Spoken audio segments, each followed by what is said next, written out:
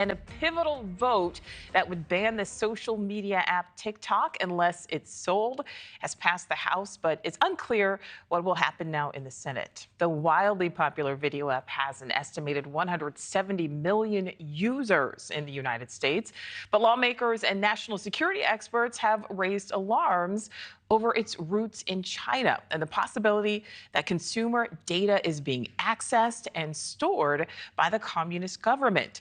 Let's bring in correspondent Nichole, who has been following this story. You join us live from Capitol Hill there, Joe.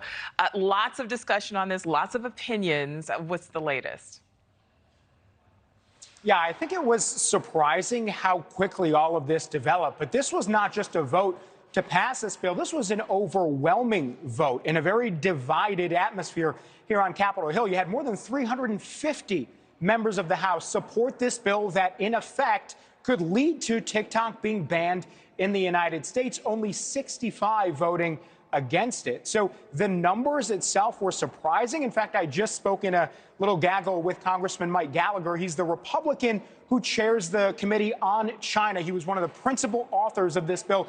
He says the fact that the numbers were so strong sends a signal to the Senate, who now has to take up this bill. And he says it's something Senate leadership can't ignore. So the concerns about TikTok and the reason that this really came to the floor today is really twofold. One, it's that ByteDance, the company that is owned in part by the Communist Party in China, they are collecting Americans' data, according to lawmakers we've spoken to. Even though they deny that, lawmakers tell us they have seen intelligence that shows that, in fact, every American user's data is subject to their company. So that's one concern. But the bigger concern is they control the algorithms. That means they control what American users see. And the CCP, the Chinese Communist Party, having that kind of power over what American users are watching and consuming in terms of news, especially younger Americans, is concerning. Yesterday, we talked to Congressman Raja Krishnamoorthi, who sort of laid out to us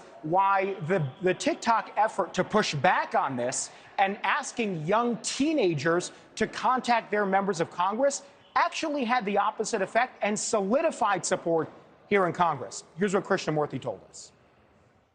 What was really very devastating in terms of how much it backfired was just how, some people called, and one person called a member of Congress and impersonated the congressman's son. Another called another member of Congress and said, I'm going to commit self-harm if you don't turn on my TikTok. And so this is the type of thing, it's an influence operation. So they had thousands of calls because TikTok asked these young teenagers to call their members of Congress, and that in itself proved the point, according to some lawmakers, saying this is the power they have over American young people. That's why we are so concerned. Now, on the other end of this, those 65 who did not vote to support this, I talked to some of them as well. Young Congressman Greg Casar, relatively young compared to the rest of Congress, sort of explained why he was hesitant to support it. Here's what he said. The determining issue is what is the best way to protect users' data while giving Americans the freedom to use the social media apps that they choose, right? And we're trying to figure out how to do both. And that's not a simple thing, especially since Republicans have rushed this against Democrats' advice.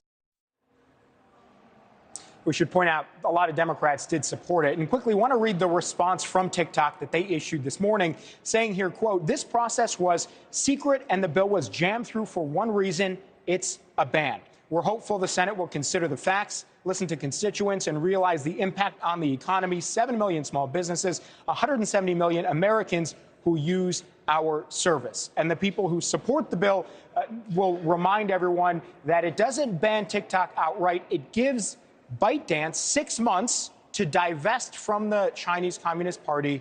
And if they don't do that within 6 months, then TikTok would not be allowed to be on American app stores. That's how the bill functionally would work, Nichole.